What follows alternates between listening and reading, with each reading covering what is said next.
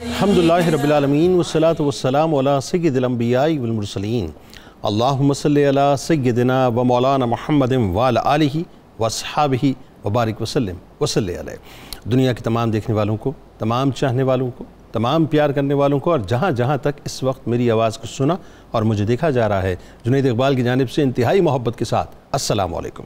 ایک بار پھر ناظرین، آپ کو پر نور صبح نور کے ساتھ میں دل کی عطا گہرائیوں سے خوش آمدید کہتا ہوں، اور آئیے بلا توقف چلیں حضرت ابو انیس محمد برکت علی علیہ رحمہ کی تالیف اسماء النبی کریم صلی اللہ علیہ وآلہ وسلم سے رسول اللہ صلی اللہ علیہ وآلہ وسلم کا اسم مبارک پڑھنے اور سننے کی سعادت حاصل کرتے ہیں۔ سیدنا قائد العارفین صلی اللہ علیہ وآلہ وسلم، ہمارے سردار عارفوں کے رہنما، درود و سلام بھیجے اللہ آپ صلی اللہ علیہ وآلہ وسلم پر، آپ صلی اللہ علیہ وآلہ وسلم کے آل پاک پر، اور صحابہ کرام رضوان اللہ تعالیٰ علیہم اجمعین پر۔ حضرت عبداللہ ابن عباس رضی اللہ تعالیٰ عنہ سے روایت ہے کہ حضور نبی کریم صلی اللہ علیہ وآلہ وسلم کی بارگاہ اقدس میں اولیاء کرام کے متعلق عرض کیا گیا تو آپ صلی اللہ علیہ وآلہ وسلم نے فرمایا کہ ولایت کے مقام پر وہ لوگ فائز ہوں گے جنہیں دیکھنے سے اللہ یاد آ جائے۔ آج ایک ایسی ہی بارگاہ میں صاحب مل کر انشاءاللہ ہدیہ عقیدت پیش کریں گے، جن کا 980واں عرس پاک انشاءاللہ آج منایا جا رہا ہے، یعنی حضور داتا گنج بخش علی حجویری رحمت اللہ علیہ کا ذکر پاک ہے۔ اور دنیا کے تمام دیکھنے والے مسلمانوں کو میری جانب سے، 92 نیوز کی جانب سے، میرے تمام اسکالرز کی جانب سے ان کی عرس کی تقریبات کی بہت بہت مبارکباد۔ آئیے صاحب تو مل کر تصوف کے آسمان پر حسنی سادات کے چشم و چراغ، مولا کائنات کے علمی اور روحانی فیضان کے امین، شریعت و طریقت کا سنگم دل نشین، غزنی کی سرزمین پر چمکنے والے مہتاب، حضرت شیخ خطلی رحمت اللہ علیہ کا حکم پر بر صغیر کی سرزمین کو اسلام کے نور سے چمکانے والے مہتاب، ولایت کے تاجدار، سند الاتقیاء، سید الاولیاء، عمدۃ الاصفیاء، مرکز تجلیات، منبع فیوز و برکات، امام طریقت، رہبر شریعت، علوم ظاہر و باطن کے مرشد کامل، لوگوں کے دلوں کو اللہ اور اس کے رسول صلی اللہ علیہ وآلہ وسلم کی طرف پھیرنے والے، کفر کے خلاف کلمہ حق کو بلند کرنے والے، جن کے گھروں میں رام رام کی آوازیں بلند ہوتی تھیں، ان گھروں میں اللہ اللہ کا ذکر کروانے والے، علمی اور روحانی سمندر سے خلق کو سیراب کرنے والے، اپنی ساری زندگی احکام الہی کی پابندی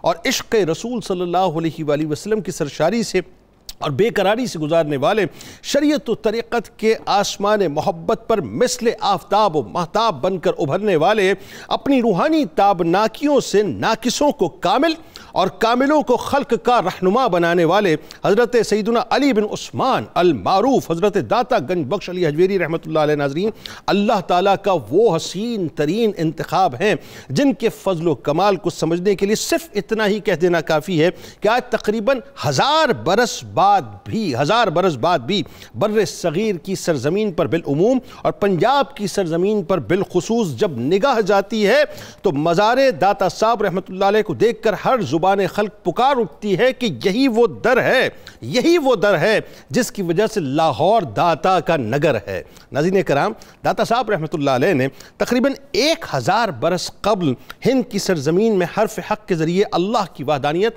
اور حضور نبی کریم صلی اللہ علیہ وآلہ وسلم کی رسالت اور اسلام کی حقانیت کا جو بیج بویا، وہ اللہ تعالیٰ کی تائید سے، اس کی نصرت سے، اس کی مدد سے ایسا تن آور درخت بن گیا کہ جس کی جڑیں اس سرزمین میں نہایت مضبوط بھی ہو گئیں اور شاخیں وسیع فضاؤں کے اندر مکمل طور پہ پھیل گئیں۔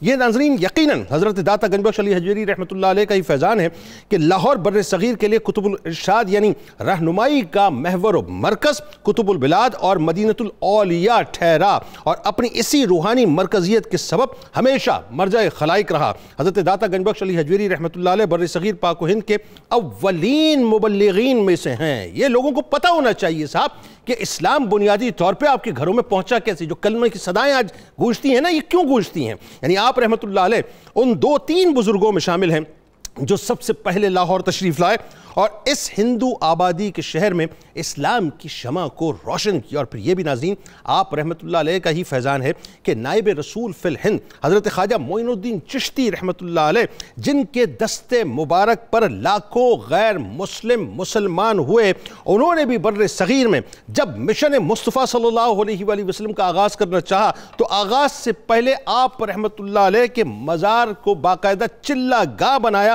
یعنی دوسرے لفظوں میں حکم مصطفیٰ صلی اللہ علیہ وآلہ وسلم کی تعمیل کے لیے جب آپ اس سرزمین پہ تشریف لائے تو فیضان داتا صاحب سے سمیٹا اور اس کے بعد گھر گھر جو ہے وہ دین اسلام کا پیغام عام ہوا۔ ناظرین کرام، داتا صاحب رحمۃ اللہ علیہ نے کئی برس لاہور میں گزارے، جس کے دوران ہزارہ افراد آپ کے دست مبارک پر اسلام قبول کرتے ہیں۔ آپ نے سب سے پہلے ایک مسجد تعمیر کی، یہ صوفی کا کام ہوتا ہے صاحب۔ پھر آپ نے اپنی تعلیمی، اصلاحی اور روحانی تبلیغ کا مرکز اسے بناتے ہوئے خلق خدا کو اللہ تبارک و تعالیٰ سے باقاعدہ جوڑا، یعنی ایک طرف آپ کھڑے ہو گئے، دوسری طرف خلق کھڑی ہوئی تھی، آپ بیچ سے نکل گئے اور اللہ تبارک و تعالیٰ کے ساتھ ان کی کنیکٹیوٹی جوڑ دی۔ صبح ناظرین طلباء کو آپ قرآن پڑھاتے تھے، حدیث اور فقہ کے علوم سے مالا مال کرتے تھے، دن میں آپ درس قرآن دیتے تھے اور عام لوگ اس میں شریک ہوتے تھے، اور عالم یہ ہوتا تھا کہ رات کو جب محفل سجتی تھی تو خانقاہ کے اندر راہ سلوک کے مسافر آتے تھے جو آپ سے باقاعدہ روحانی مدارج کو طے کروایا کرتے تھے۔ یعنی بر صغیر میں قافلہ شریعت و طریقت و حکمت و معرفت کے سرخیل حضرت داتا گنج بخش علی حجویری رحمۃ اللہ علیہ کی ذات ناظرین یقیناً ان ممتاز ترین ہستیوں میں شامل ہیں کہ جنہوں نے بر صغیر کو اسلام کے نور سے منور کیا، ظلم اور جہالت، شرک اور معصیت کی تاریکیوں کو محبت سے، علم سے، رشد و ہدایت سے، نیکی سے، تقوی سے، ایثار سے، بھائی چارے کی جو شمع تھی ناظرین اس سے فروزاں کیا۔ آپ کا اخلاق، آپ کا کردار، آپ کے افعال، آپ کے اقوال اسلام کے لیے بنیادی طور پر یوں سمجھ لیجئے کہ سیرابی کا یہاں پر باعث بنے۔ آپ کے سبب لوگ جوک در جوک حلقہ بگوش اسلام ہوئے، اور عالم یہ صاحب کہ آج 1000 برس کے بعد بھی اگر میں کہوں تو غلط نہ ہوگا کہ اس خطے کے عظیم ترین محسن حضرت داتا گنج بخش علی حجویری رحمۃ اللہ علیہ ہیں تو یہ غلط نہ ہوگا۔ اور آج بھی آپ دیکھ لیجئے صاحب، آج بھی آپ دیکھ لیجئے، چلے جائیے ان کے مزار پر انوار پہ، آپ کو محسوس ہوتا ہے کہ ہر وقت، ہر لمحہ، ہر ساعت اللہ تبارک و تعالیٰ کی تجلیات کا نزول اس طرح سے ہو رہا ہے صاحب کہ نگاہ پکار اٹھتی ہے کہ گنج بخش فیض عالم، مظہر نور خدا، ناکسارہ پیر کامل، کامل آرا رہنما۔ آئیے صاحب آغاز کرتے ہیں۔ ہمارے ساتھ جو شخصیات موجود ہیں وہ یقیناً کسی تعارف کی موت۔ پہلی شخصیت ممتاز عالم دین محترم جناب مفتی ارشاد حسین سعیدی صاحب تشریف فرمائیں۔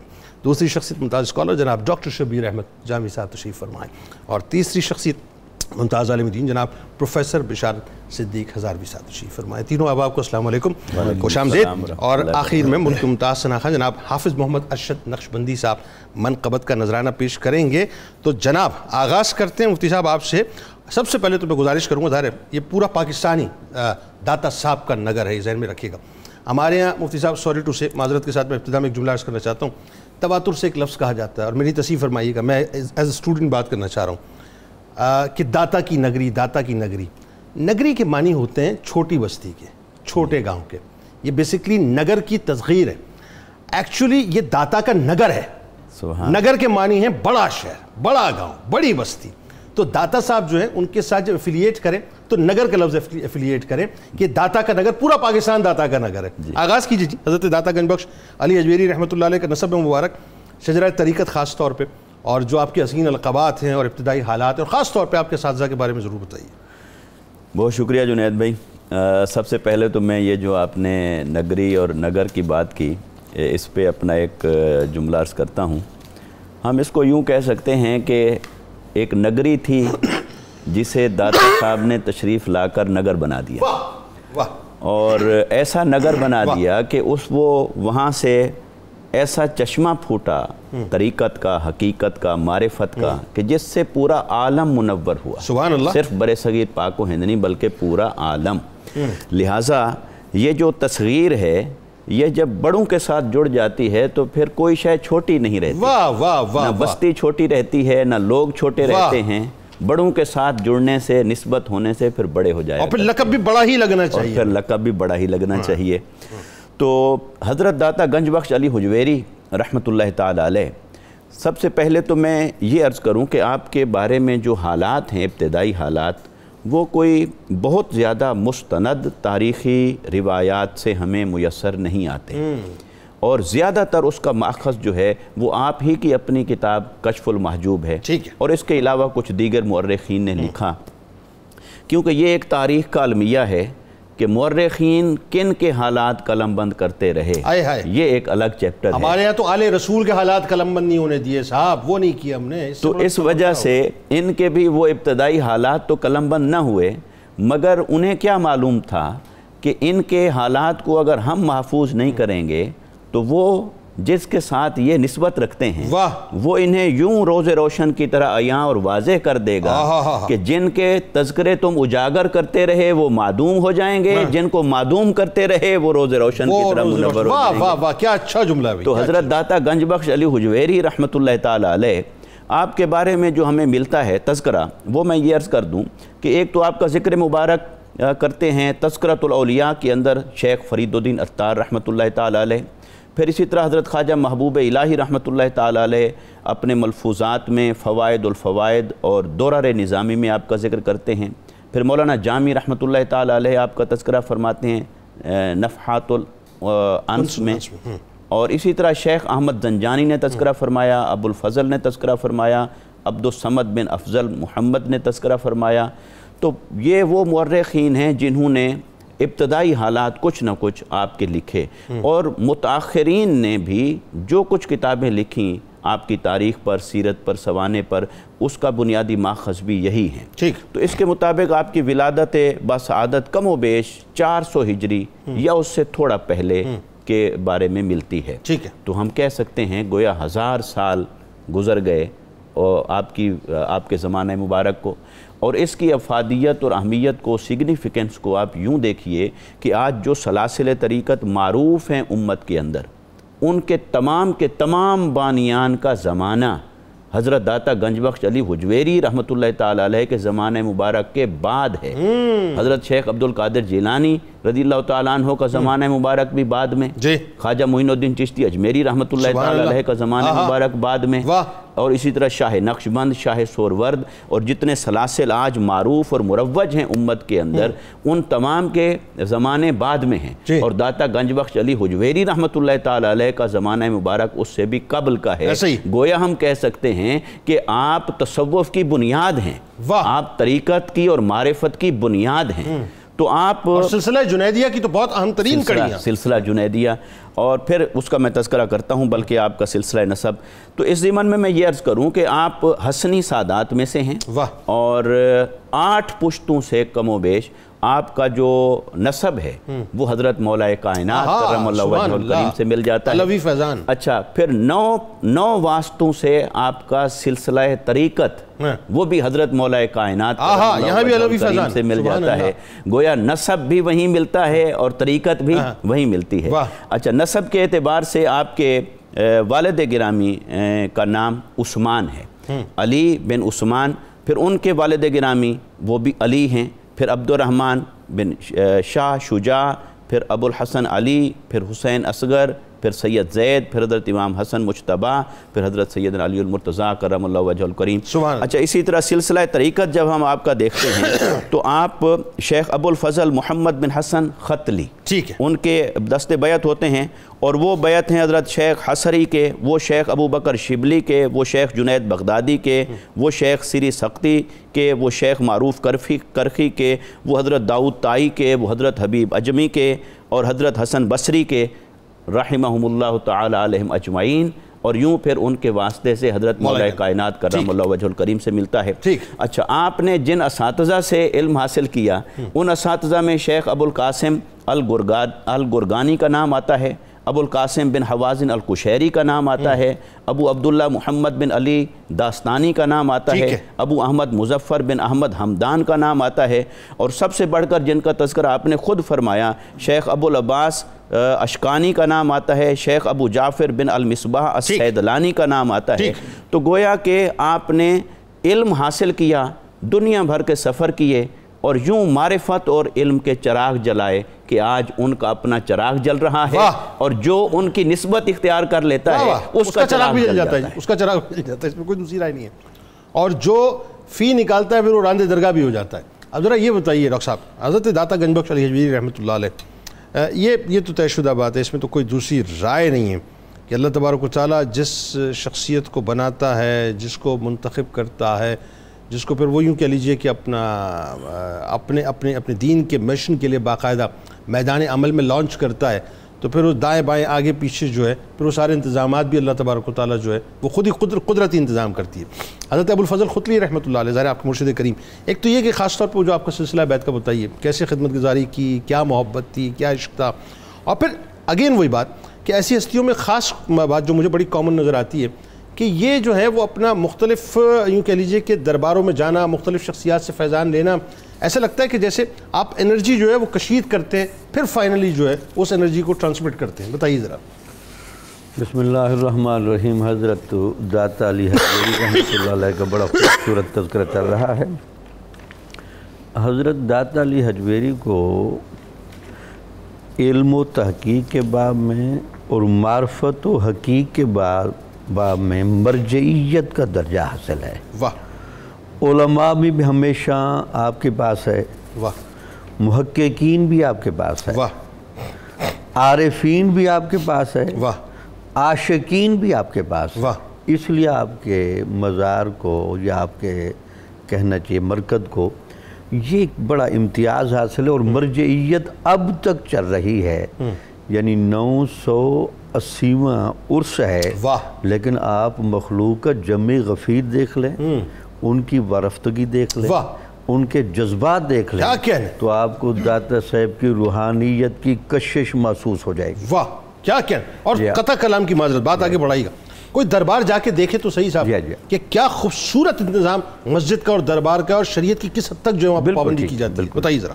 ہمیشہ یاد رکھیں یہ ایک ہمارے ایک بہت بڑے عالم تھے طفیل سالک صاحب، اور ان کے بزرگوں کے قول میں نے کتاب میں جس مزار پر جو کیفیت طاری ہوتی ہے وہ اصل میں صاحب مزار کا روحانی عکس ہوتا ہے. واہ واہ واہ کیا اچھا جملہ ہے. صاحب مزار ہیں ان کا جو بھی مزاج تھا، جو شخصیت تھی، وہی رنگ ہے.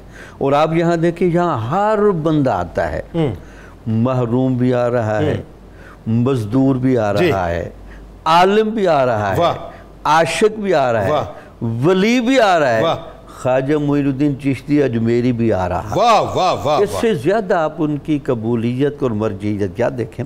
ہمیشہ یاد رکھیں دو چیزیں تو بڑا بنیادی کردار ادا کرتے ہیں. ایک تو یہ ہوتا ہے کہ اللہ کی طرف سے وہب و عطا کے باب میں وہ کون سی فطرت دی گئی جس فطرت پر یہ سارا علمی اور روحانی بوجھ رکھا جا رہا ہے. سبحان اللہ. وہ دماغ کون سا ہے، وہ دل کون سا ہے، وہ روح کون سی ہے، وہ باڈی کون سی ہے جس کو یہ سارا فیضان دیا جا رہا ہے اور ہندوستان کا مرکز اعظم بنایا جا رہا ہے. کیا کہنے.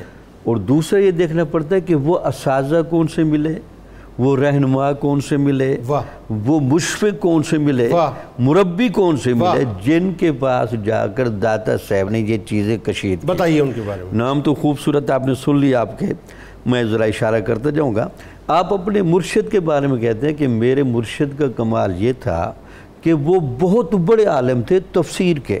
واہ سبحان اللہ. بہت بڑے عالم تھے حدیث کے. سبحان اللہ. اور بہت بڑے عالم تھے اسلاف کی معلومات کے. یہ حضرت داتا گنج بخش علی حجویری رحمۃ اللہ علیہ اپنے مرشد ابو الفضل خطلی رحمۃ اللہ علیہ کے بارے میں بتا رہے ہیں. انسائیکلوپیڈیا بتا رہے ہیں. واہ واہ واہ. یہ نہ سمجھے کہ جو میرا مرشد تھا وہ کوئی عام بندہ تھا.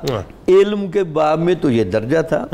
اور خلوت و عبادت کا تذکرہ اس طرح کرتے ہیں کہ لگتا یہ ہے کہ 60 سال کی عمر میں جس طرح انہوں نے مجاہدہ کیا، ریاضت کی اور معاشرے میں رہے ٹھیک اور زندگی گزاری، وہ بھی کہتے ہیں کہ میرے لیے بڑا نمونہ اثر تھی. اور ان کا ایک بڑا خوبصورت وہ کہتے ہیں جی میں ان کا جو قول میرے لیے تھا وہ بہت انمول تھا. مقصد یہ تھا کہ وہ کہتے تھے کہ وہ اکثر کہتے تھے دنیا تو ایک روز ہے اور ہمارا اس میں روزہ ہے. دنیا تو ایک روز ہے. ہاں ایک روز ہے. ایک روز. اور ہمارا اس میں روز ہے. ہمارا اس میں روز. کیا اچھا ہے. کیا فطرت ہے ان کے استاد کی کہ وہ جو استاد یا مربی یا مرشد آپ کو سمجھا رہا ہے کتنا گہرا کنسیپٹ ہے کہ دنیا میں آپ نے ایسے سمجھا کہ ایک روز رہنے آئے ہیں اور پورے روز میں آپ نے رکھنا روزہ ہے. اس میں بھی روزہ ہے. ایک روزہ اس میں بھی روزہ ہے. اس میں بھی روزہ ہے. واہ. اچھا اس کے بعد کہتے ہیں جی میں ان کی صحبت میں کئی برسوں رہا. تعین تو نہیں کیا لیکن کچھ سیرت نگار لگے 12 سے 13 سال آپ نے اپنی مرشد کی بہت خدمت کی ہے. اچھا اس خدمت گزاری میں 2 واقعات تو بڑے عجیب ہیں اور ایک تیسرا ویسے محبت بڑا ہے. آپ کے مرشد گرامی کا جب آخری وقت آ رہا ہے تو داتا علی حجویری کی گود ہے اور آپ کے مرشد کا سر گرامی ہے. یعنی استاد یعنی مرید کا اور مرشد کے تعلق کی گہرائی تو چیک کریں کہ آپ کا مرشد آپ کی گود کو اس لیے پسند کر رہا ہے کہ داتا علی حجویری آج میرے وجود پر روحانیت کے چشمے کشید کر لے, میں دنیا سے جا رہا ہوں. پھر تو یہ نہ کہتے رہنا کہ میرے ظرف کو بھرنے کے لیے کہاں سے میں بندہ لے کے دے دیا. دوسرا کہتے ہیں کہ میں اپنی مرشد کی خدمت کرتا تھا. میرے ذہن میں سوال رہتا تھا کہ ہم مشائخ کی یا اساتذہ کی خدمت کیوں کرتے ہیں؟ تو ایسا کیوں نہیں کہ اللہ تعالیٰ براہ راست ہدایت کے چشمے ہمارے دلوں میں انڈول دے, ہمیں علم و معرفت خود دے دے. تو میرے مرشد کو وضو میں کرا رہا ہوتا تو وہ بھانپ گئے کہ میں کیا سوچ رہا ہوں. تو آپ نے فرمایا کہ اللہ تعالیٰ کے ایک نظام قدرت ہے. اللہ تعالیٰ جب کسی بندے کے لیے بھلائی کا ارادہ فرما دیتا ہے تو نیکوکار لوگوں کی خدمت میں لگا دیتا ہے. کیا اچھا ہے. تو نیکوکار لوگوں کی خدمت از خود مطلوب نہیں, مطلوب بنیادی طور پر معرفت الہی ہے. اس معرفت الہی تک جانے کے لیے یہ رستہ ہے, اس لیے آپ آتے ہیں. پھر کہتے ہیں کہ مجھے اپنے ایک پیر بھائی کے بارے میں بڑی رنجش تھی, اس رنجش کی وجہ سے میں بہت پریشان رہتا تھا. تو آپ نے کہا کہ علی حجویری یہ ذرا بتائیں کہ یہ خلق افعال کون کرتا ہے, چیزیں کون بناتا ہے؟ تو اچھے برے بندے ہوتے ہیں, اچھے اور برے بندے اپنے کردار کے خود بھی ذمہ دار ہوتے ہیں, لیکن اللہ تعالیٰ کی تقدیر بھی تو ہے. تو لہٰذا کسی سے نالاں اتنا نہیں ہونا چاہیے کہ ناشکری کی کیفیت پیدا ہو. اللہ. اچھا ظاہر اب چونکہ دیگر مشائخ سے ملاقاتیں وغیرہ یہ ایک تفصیلاً موضوع ہے, وقت چونکہ سمٹا رہتا ہے تو میں چاہتا ہوں ذرا بات تھوڑا سا ہم آگے بڑھا لیں. اب اس میں جو ایک خاص طور پہ بات ہے وہ یہ ہے کہ جب استاد حضرت شیخ قطلی رحمۃ اللہ علیہ جیسی ہستی مل جائے, اور پھر اگین وہی بات ہے کہ قدرت جو ہے ایک بہت بڑا آپ سے کام لینا چاہتی ہے, تو پھر آپ سے جو ہے وہ مشقت بھی کرواتی ہے, آپ کو وہ منازل بھی طے کرواتی ہے, آپ کو ان خاردار جھاڑیوں سے جو ہے وہ اپنا یوں کہہ لیجئے کہ اپنا تھوڑا سا جو ہے اپنا جھگڑا بھی کرنا پڑتا ہے, بچنا بھی پڑتا ہے, پیچ و خم بھی ہوتا ہے, تو سلوک کے منازل بھی طے کرواتی ہے. تو وہ خاص طور پہ آپ نے بھی سلوک کے منازل طے کی. وہ جو خاص واقعہ میں چاہتا ہوں ذرا, وہ بڑا انٹرسٹنگ ہے اور اس میں بہت کچھ ہے صاحب, ایک عام سننے والے کے لیے, سیکھنے والے کے لیے. کیا ہوا تھا وہ خراسان کی خانقاہ میں؟ بسم اللہ الرحمن الرحیم والصلاة والسلام علی سید الانبیاء والمرسلین. حافظ افضل فقیر ایک بزرگ تھے رحمۃ اللہ علیہ, انہوں نے فرمایا تھا, اے آبروئے ملت بیدا کے پاسباں, لاہور تیرے دم سے عروس البلاد ہے, دیتا ہے زیب تجھ کو لقب گنج بخش کا, باب کرم کی تیرے ہاتھ سے کشاد ہے, اجمیر کا امام ہے اس در سے فیض یاب, یہ حضرت فرید کا باب مراد ہے. کیا کہنے. جنید بھائی جو بندگان خدا ہیں وہ مجاہدے سے مشاہدے کی منزل تک پہنچنے کے لیے ہمیشہ اولیاء کرام کی خدمت میں حاضر ہوتے رہے, ان کے مزارات پر حاضر ہوتے رہے اور اس در سے فیضیاب ہوتے رہے. حضرت داتا صاحب رحمۃ اللہ علیہ کی زندگی کے اندر یہ جو مجاہدہ تھا یہ کمال کی حد کو پہنچا ہوا ہے. داتا صاحب رحمۃ اللہ علیہ کے اسفار کی ایک بڑی تفصیل ہے, لیکن اس میں بطور خاص آپ نے 3 مزارات کا ذکر کیا ہے کہ جہاں آپ نے حاضری دی. شام کے اندر حضرت سیدنا بلال حبشی رضی اللہ عنہ کے مزار پر. اسی طرح آپ فرماتے ہیں کہ حضرت ابو العباس قاسم بن مہدی, ان کا جو مزار ہے وہ ترکمانستان کے اندر موجود ہے. آپ فرماتے ہیں میں نے وہاں حاضری دی. اور اس کے ساتھ تیسرا جس کی طرف آپ نے اشارہ کیا, حضرت بایزید بسطامی رضی اللہ تعالیٰ عنہ کے مزار پہ آپ نے حاضری دی. اور اس دربار پر حاضری کے حوالہ سے آپ نے 2 باتیں ارشاد فرمائی. پہلی, آپ فرماتے ہیں مجھے جب بھی کوئی مشکل پیش آتی تھی تو میں حضرت بایزید بسطامی کے مزار پر حاضر ہوتا تھا. تو ایک باطنی الجھن کے اندر میں گرفتار ہوا, ایک سوال تھا جس کا جواب نہیں مل رہا تھا, ایک مشکل تھی جس کا حل نہیں مل رہا تھا, اس کے لیے میں بایزید بسطامی کے مزار پہ حاضر ہوا. اس سے پہلے بھی ایک مرتبہ ایک مسئلہ مجھے پیش آیا تو میں نے یہاں چلہ کاٹا اور وہ میرا مسئلہ حل ہو گیا. اب یہاں سے یہ بات سمجھ آئی کہ متقدمین ہو یا متاخرین ہو, ان کا یہ طریقہ رہا ہے کہ وہ اپنی مشکلات کے حل کے لیے مزارات پر حاضری دیتے تھے. داتا صاحب 1000 سال پہلے کم و بیش کی یہ بات ہے. تو یہ بزرگوں کا طریقہ رہا ہے کہ وہ مزارات پہ آیا کرتے تھے, حاضری دیتے تھے, ان کے توسل سے اپنی مشکل کا حل اللہ کی بارگاہ سے طلب کرتے, ان کے توسل سے مانگتے اللہ سے. جی بالکل ایسے, اور وہ بھی اللہ کے اذن کے ساتھ تھا. اچھا, حضرت داتا صاحب فرماتے ہیں اب جب میں اپنی اس باطنی الجھن کو لے کر آیا تو میں نے یہاں چلہ کاٹا اور اس چلے کے اندر میں 30 بار وضو کرتا, 3 بار غسل کرتا. ایک مشقت کو میں نے برداشت کیا کیا، ایک عرصہ گزارا، لیکن مجھے اپنے اس مسئلے کا حل نہیں ملا۔ تو میں خراسان کی طرف گیا۔ خراسان کے اندر قریب ایک گاؤں تھا جہاں میں نے رات گزاری، ایک خانقاہ تھی، ایک سرائے تھا، مسافر خانہ تھا، وہاں میں ٹھہرا۔ میرے پاس ضروری سامان کے علاوہ کچھ بھی نہیں تھا۔ جب میں اس خانقاہ میں گیا تو وہاں کچھ صوفی تھے جو بالا خانے میں تھے، انہوں نے مجھے نیچے ٹھہرایا، خود وہ اوپر کی منزل پر تھے، اور پہلا جملہ جو تان کا اور طنز کا تیر بن کر میری طرف پھینکا گیا وہ یہ تھا کہ یہ ہم میں سے نہیں ہے۔ داتا صاحب فرماتے میں واقعی ان میں سے نہیں تھا۔ کیوں؟ کیونکہ ان کا لباس صوفیوں والا تھا، کردار صوفیوں والا نہیں تھا۔ صوفی تھے، جی بالکل، باتیں صوفیوں والی تھی، عمل صوفیوں والا نہیں تھا۔ بظاہر وہ صوفی تھے لیکن نام نہاد صوفی تھے۔ داتا صاحب فرماتے میں واقعی ان میں سے نہیں تھا۔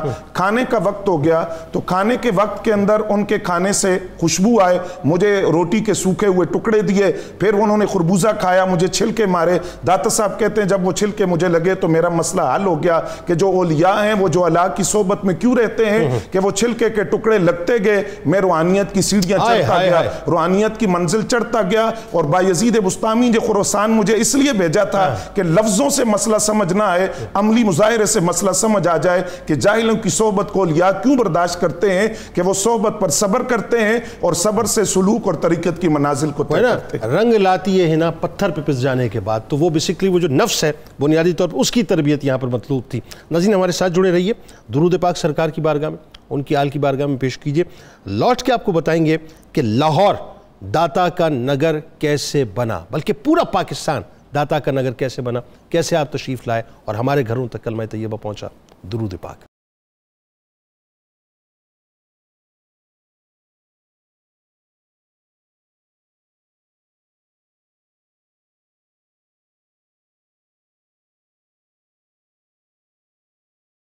جناب ایک بار پھر میں آپ کو داتا کے نگر سے، داتا کے نگر کے ذکر کے ساتھ خوش آمدید کہتا ہوں، اور آئیے اب آپ کو بتلاتے ہیں آج کے دور میں بہت سے لوگ، ظاہر ہے اب میں ان کی کم فہمی اور کم علمی اور کم عقلی کے بارے میں کیا کلام کروں، ظاہر ہے یہ موضوع نہیں ہے، لیکن سمجھنا یہ چاہیے صاحب کہ جو حقیقت حال ہے اور جو حقیقت ماضی ہے اس کو ہمیں ٹوسٹ نہیں کرنا چاہیے۔ حقیقت ماضی یہ ہے کہ یہ کفر و شرک کی بستیاں تھیں صاحب، یہاں پر رام رام کی صدائیں بلند ہوتی تھیں، اور ظاہر ہے اللہ تعالیٰ نے اپنے پیاروں کو منتخب کیا اور اس کے بعد ہر گھر سے جو ہے وہ اللہ اللہ کی جو ہے وہ صدائیں بلند ہونے لگیں۔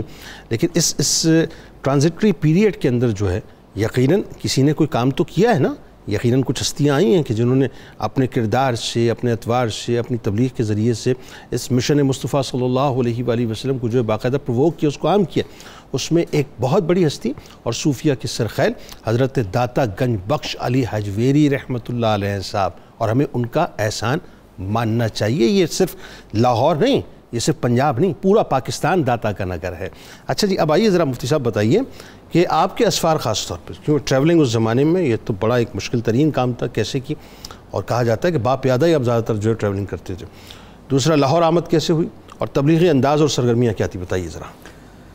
جی یقیناً یہ ایک بہت اہم بات ہے۔ دیکھیے آج اگر ہم اپنا جائزہ لیں اور اپنے معاشرے کا جائزہ لیں تو عام طور پر ہم سفر کرتے ہیں یا تو جسمانی راحت کے لیے یا صرف آنکھوں کی لذت کے لیے، لیکن جو ہمارے اکابرین، صلحاء اور صوفیاء کے سفر ہوا کرتے تھے وہ مشاہدہ کے لیے ہوتے تھے، واہ، عبرت حاصل کرنے کے لیے ہوتے تھے، اور اللہ کی نشانیوں کو دیکھ کر اللہ ہی کی معرفت تک پہنچنے کے لیے ہوا کرتے تھے۔ کیا اچھا ہے، کیونکہ اللہ رب العزت نے قرآن مجید کے اندر اس کا جا بجا تذکرہ فرمایا ہے کہ گھومو پھرو، دیکھو پوری زمین کو اور ہماری نشانیاں دیکھو، سبحان اللہ، اور ان نشانیوں میں سے میری معرفت کو، میری قدرت کو، میری شان کو تلاش کرو، واہ، کیونکہ انسان کا مشاہدہ اسے اللہ تک پہنچانے میں بہت مددگار ہوتا ہے۔ تو یہ صوفیاء کرام کے جو سفر ہوتے تھے وہ اس مقصد کے لیے ہوا کرتے تھے، اس لیے ہر بڑی شخصیت کے آپ کو بڑے سفر ملیں گے اور لمبے لمبے سفر ملیں گے، اور وہ سہولیات بھی میسر نہ تھیں جو آج ہمیں حاصل ہیں۔ حضرت داتا گنج بخش علی حجویری رحمۃ اللہ تعالی علیہ، آپ کا اپنا آبائی علاقہ تو غزنی اور یہ علاقہ ہو گیا، آپ وہاں سے تشریف لائے لاہور، لیکن آپ نے عرب و عجم کے تمام بلاد اور تمام ملکوں کی آپ نے سیاحت فرمائی، اور اکثر سفر تو آپ نے پیادہ کی، یعنی پیدل، اور کچھ اسفار میں آپ کا تذکرہ یوں ملتا ہے کہ کوئی سواری بھی آپ کے پاس تھی اور ضرورت کا ساز و سامان اور کیا ہو سکتا تھا. تو گویا ان کا جو سفر ہے وہ جہاں مشاہدہ حق کے لیے تھا یا نشانیوں کے مشاہدہ کے لیے تھا، وہاں وہ توکل کی سب سے بڑی عملی تصویر تھی. یہ نہیں کہ سارا ساز و سامان لے کر چلے، نہیں، بس چل پڑے آگے اللہ پاک جیسے اسباب یعنی فرمائے. شہر غزنی کی ایک چھوٹی سی بستی حجویر سے آپ اٹھے اور چل پڑے. ٹھیک. تو یہ توکل کی تصویر ہوتا تھا آپ کا سفر مبارک. اچھا، آپ نے جو سفر فرمائے مختلف بلاد کے، تو ماوراء النہر کے آپ نے بہت اسفار فرمائے. آذربائیجان کی طرف گئے، بستام تشریف لے گئے، خراسان تشریف لے گئے، نیشاپور اور بخارا تشریف لے گئے، سمرقند تشریف لے گئے، اسی طرح طوس میں تشریف لے گئے، پھر شام دمشق میں تشریف لے گئے جیسا کہ حضرت نے بھی تذکرہ فرمایا، پھر عراق اور بغداد میں تشریف لے گئے، اور پھر اسی طرح حرمین شریفین کی آپ نے سفر کیے، اور بالآخر پھر آپ لاہور تشریف لائے. اور یہ 5ویں صدی کے اوائل ہے، اور یہ پہلا کوارٹر ہے، یعنی 5ویں صدی کا پہلا حصہ ہے، ہجری کا. اور 5ویں صدی ہجری میں، اور محض ایک سواری کے جانور کے ساتھ یا پیدل صرف اپنے پانی اور اس کے ساتھ آپ سفر کرتے ہیں اتنا سارا.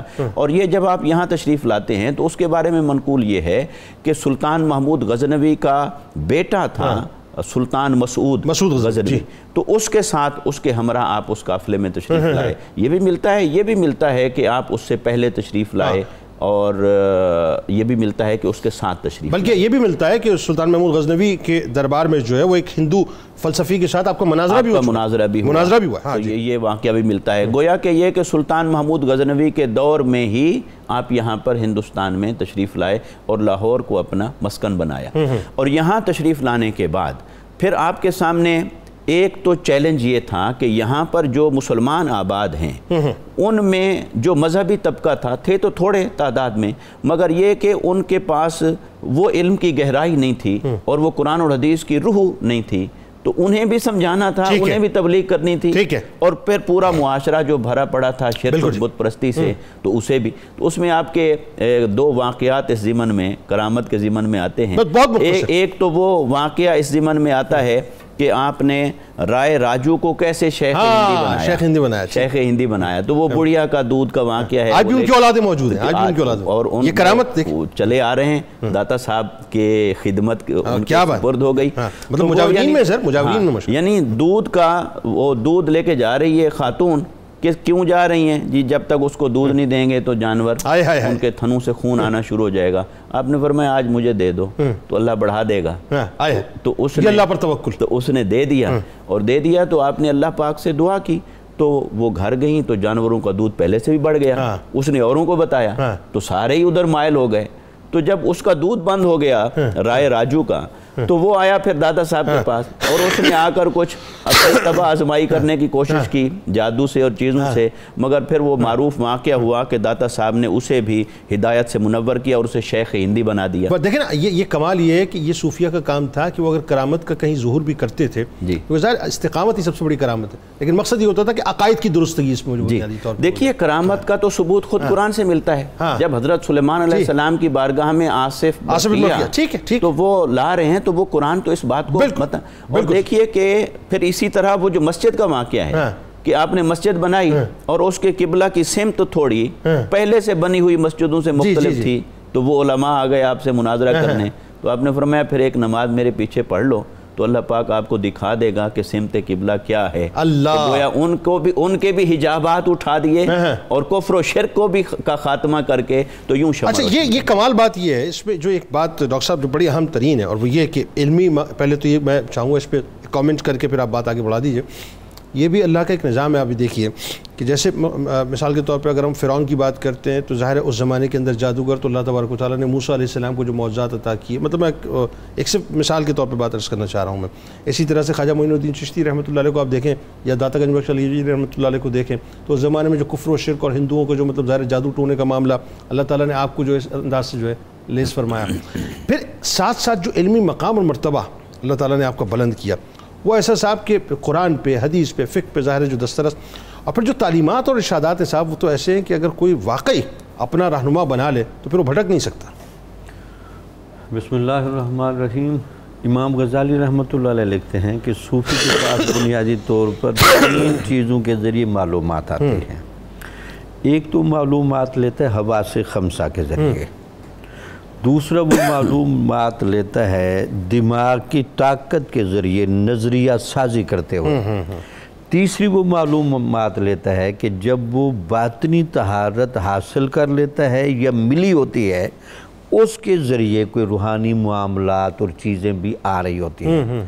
یہ 3 ذرائع جو بیک وقت صوفی کو حاصل ہوتی ہیں، وہ علم ہو، وہ عمل ہو، وہ اخلاق و آداب ہوں، اس کا احاطہ کرنے میں وہ کامیاب ہو جاتا ہے۔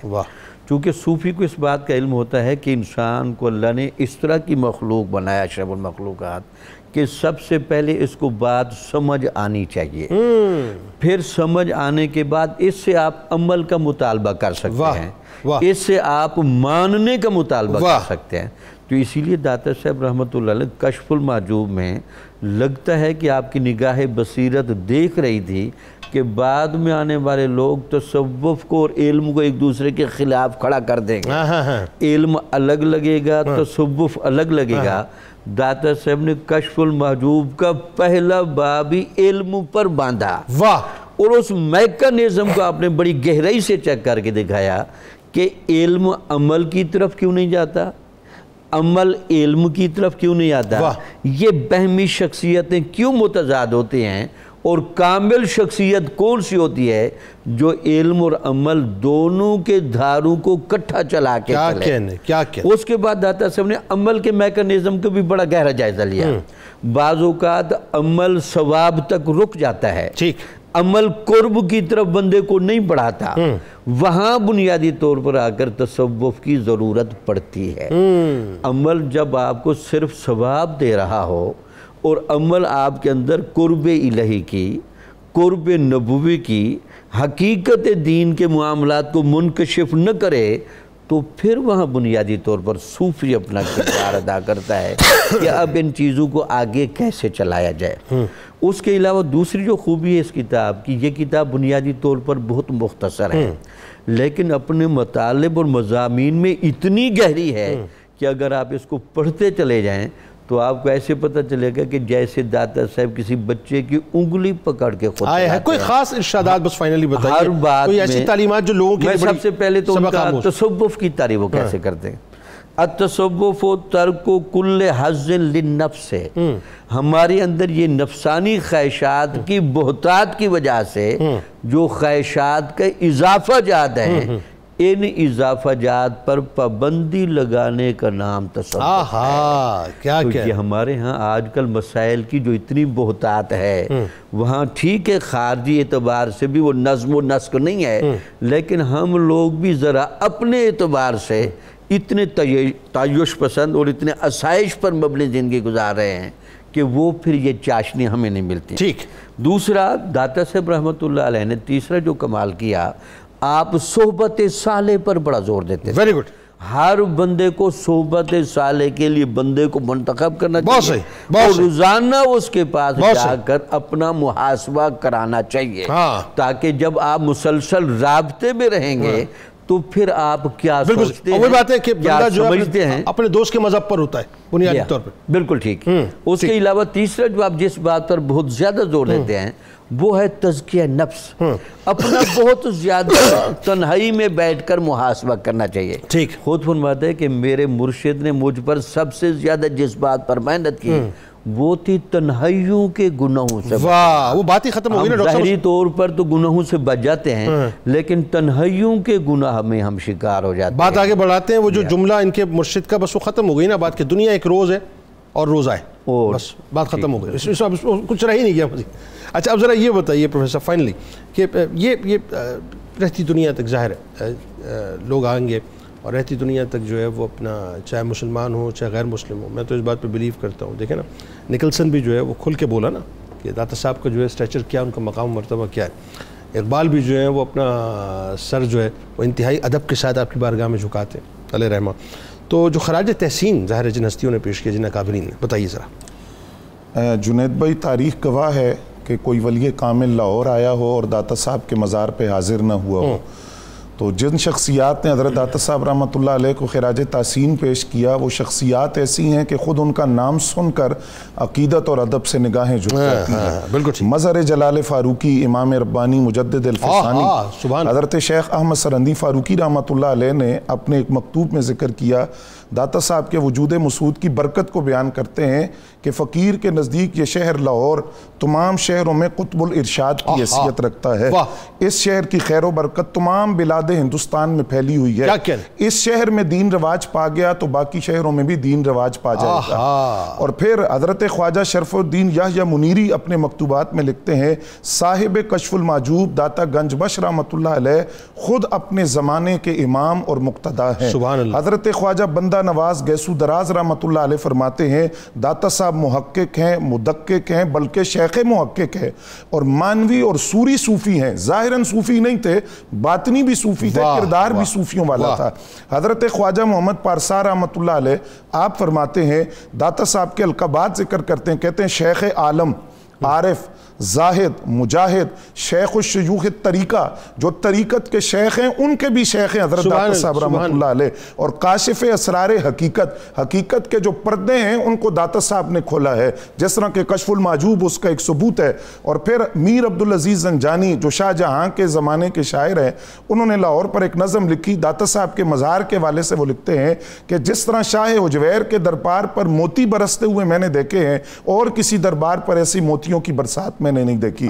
وہ کہتے ہیں جہاں ہر لمحہ انس و جان کی بھیڑ لگی رہتی ہے، ان کے در کا گدا بھی زمانے کا بادشاہ ہوتا ہے، اور غلام خادمش از رتبہ مخدوم جہاں بینی، ان کا جو خدمت گزار ہے، ان کا جو خادم ہے وہ زمانے کا مخدوم کہلاتا ہے ان کی خدمت کی وجہ سے. اور داتا صاحب کا ذکر ہو اور اقبال کا ذکر نہ ہو تو اقبال نے جو کمال کیا کہ سید حجویر مخدوم امم مرکد او پیر سنجر راہ حرم. اقبال نے کہا کہ وہ جو حجویر کا سردار تھا اور امت کا مہدوم تھا، مرکد او پیر سنجر راہ حرم، خواجہ غریب نواز کے لیے ان کا جو مرکد اور مزار ہے وہ مقدس مقام کی حیثیت رکھتا ہے. بند آئے کو سار آسان کو سیت، داتا صاحب جن مشکلات سے گزر کر آئے چٹانوں سے آپ نے اپنے شوق سے اور ذوق سے ان کو آسان کر دیا. در زمین ہند تخم میں سجدہ رہت، اس خطے کے اندر جو سجدوں کی بیج بویا گیا ہے، فصل کاشت کی ہے، وہ پہلا بیج داتا صاحب نے بویا ہے. سبحان اللہ.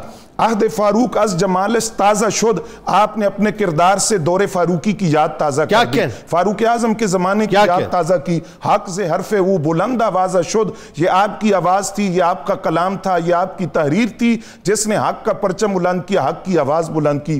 پاسبان عزت ام الکتاب، اقبال کہتے ہیں کہ داتا صاحب تو قرآن کی عزت کے محافظ ہیں، عزت ام الکتاب کے محافظ ہیں. از نگاہ خانہ باطل خراب، آپ کی نگاہ ناز کی کیفیت یہ تھی کہ جس طرح آپ نے کہا رام رام کی صدائیں تھی، داتا صاحب نے اس کو رحمان رحمان کی صداؤں سے بدل دیا، اور یہاں جو باطل کے ایوان تھے ان پہ لرزہ طاری کیا اور ان کو زمین بوس کر دیا. خاک پنجاب از دم او زندہ گشت، کہ جو پنجاب کی دھرتی ہے یہ تو داتا صاحب کے قدموں سے زندہ ہے. یہ تو 65 کی تاریخ پڑھیں تو پتہ چلتا ہے داتا صاحب کبھی واگا بارڈر پر کھڑے نظر آتے ہیں اور کبھی راوی کے پل پر کھڑے ہو کر انڈین آرمی کے جو بم پھینکے جاتے ہیں ان کو اٹھا اٹھا کر راوی دریا میں پھینکتے نظر آتے ہیں. تو اقبال نے کہا خاک پنجاب از دم او زندہ گشت، صبح ماں از مہر او تا بندہ گشت، ہماری تو صبح یہ جو آفتاب ولایت ہے اس قدم قدم سے ہوتی ہے. اور داتا صاحب کا ذکر ہو، معین بے کساں عطائے رسول کے ہند، خواجہ غریب نواز کا ذکر نہ ہو جنہوں نے اپنی چلہ کشی کا خلاصہ یہ بیان کیا تھا کہ گنج بخش فیض عالم، مظہر نور خدا، ناکسارا پیر کامل کامل آرا رہنما. بابا فرید لمبی سانس لیتے تھے لاہور آ کر اور فرماتے تھے مجھے یہاں سے جنت کی خوشبو آتی ہے. سبحان اللہ، ماشاءاللہ. بہت شکریہ آپ تینوں احباب کا. دعا ہے کہ اللہ تبارک و تعالیٰ کل بروز محشر حضرت داتا گنج بخش علی حجویری رحمۃ اللہ علیہ کے صدقہ ذکر کرنے والوں اور سننے والوں کو عطا کرے. جن سجدوں کے بیچ کو داتا گنج بخش علی حجویری رحمۃ اللہ علیہ نے اس سرزمین پہ بویا بقول علامہ اقبال رحمۃ اللہ علیہ، اس بیچ کو تناور درخت آج ظاہر ہے الحمدللہ بنانے کی بہت ضرورت ہے. اور اس میں کوئی دوسری رائے نہیں ہے کہ پاکستان کا چپا چپا جو ہے وہ یقیناً نبی کریم صلی اللہ علیہ وآلہ وسلم کا فیضان ہے. آج ظاہر 6 ستمبر ہے. اللہ تبارک و تعالیٰ سے دعا ہے کہ اللہ تعالیٰ پاکستان کے چپے چپے کی حفاظت فرمائے، اور پاکستان کے چپے چپے کی حفاظت کرنے والوں اور حفاظت کے ضمن میں اپنے خون کے نذرانوں، اپنی جان کے نذرانوں کو پیش کرنے والوں کی حفاظت فرمائے. سب کے لیے دعا سب کو سلام، سب ماؤں بہنوں بیٹیوں کو سلام، اور سب شہداء کو جو فوج پاکستان کے شہداء ہیں ان سب کو ہمارا بہت سارا سلام۔ آئیے جناب کتاب الشفا کی جانب چلتے ہیں اور گھر میں اتفاق اور محبت کیسے آپ کو بتلاتے ہیں۔ روزانہ صبح و شام اللہ تبارک و تعالیٰ کا اسم مبارک یا واسع یا حنان یا حلیموں کی ایک ایک تسبیح کرنے سے گھر میں اتفاق پیدا ہوتا ہے اور نفرتیں ختم ہو جاتی ہیں۔ حضرت داتا گنج بخش علی حجویری رحمۃ اللہ علیہ کا قول مبارک ہے کہ مخلوق خدا کو کھانا کھلاؤ، کیونکہ ہر چیز کی زکوٰۃ ہوتی ہے اور گھر کی زکوٰۃ مہمان کو کھانا کھلانا ہے۔ روزنامہ 92 نیوز میں آج مضمون ضرور پڑھیے گا حضرت داتا علی حجویری رحمۃ اللہ علیہ کے حوالے سے۔ ٹویٹر پہ ہمیں فالو کر لیجئے، فیس بک پیج کو ہمیں لائک کر لیجئے، یوٹیوب چینل کو سبسکرائب کر لیجئے۔ ملک کے ممتاز ثنا خان جناب ارشد نقشبندی صاحب ہمارے ساتھ موجود ہیں، آپ کو خوش آمدید کہتے ہیں۔ السلام علیکم جی، اور منقبت کا نذرانہ آپ سے پیش کروائیں گے جاتے جاتے نعرہ، لیکن اس سے پہلے ذرا تجدید عہد وفا۔ لا یؤمن احدکم حتی اکون احب الیہ من والدہ وولدہ والناس اجمعین۔ اللہ تعالیٰ آپ کا ہم سب کا پاکستان کا حامی و ناصر ہو۔ پاکستان کا مطلب کیا؟ لا الہ الا اللہ محمد رسول اللہ صلی اللہ علیہ وسلم۔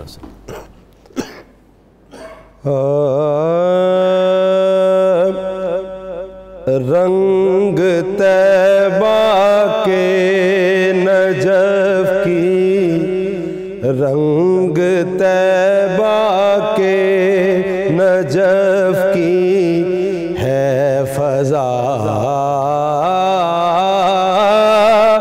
لاہور میں رنگ طیبہ کے نجف کی ہے فضا،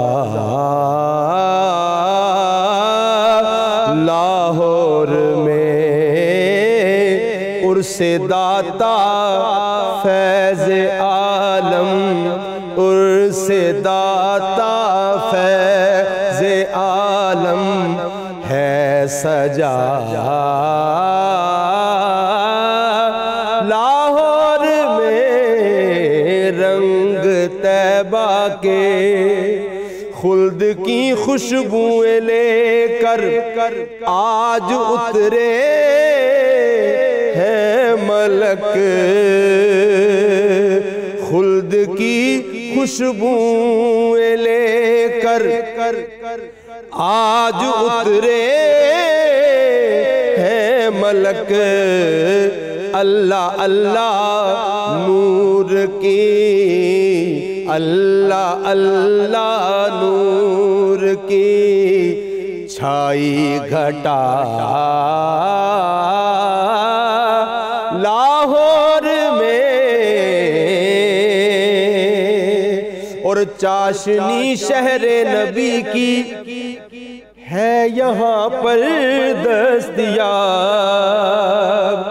چاشنی شہر نبی کی ہے یہاں پر دستیاب، آنا جانا رہتا ہے، آنا جانا رہتا ہے سرکار کا،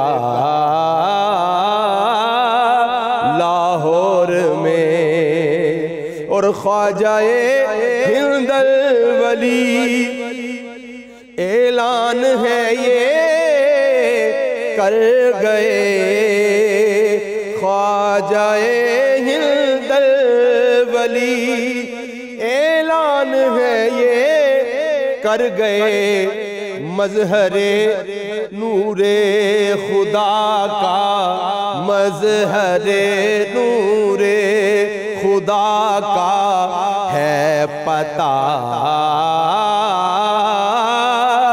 لاہور میں اس لیے اہل طریقت کا ہے یہاں جم غفیر، سید سادات کا ہے، سید سادات کا ہے لاڈلا، لاہور میں سید سادات کا، اور شہر طیبہ کے لیے جب بھی ہوا میں بے قرار، تو چین پانے کے لیے میں آ گیا لاہور میں، اور میرے آقا فیض حیدر التفات سیدہ، میرے آقا فیض حیدر التفات سیدہ، حسنی کو داتا کے صدقے، حسنی کو داتا کے صدقے ہے ملا لاہور میں، حسنی کو داتا کے صدقے ہے ملا لاہور میں، رنگ طیبہ کے نجف کی ہے فضا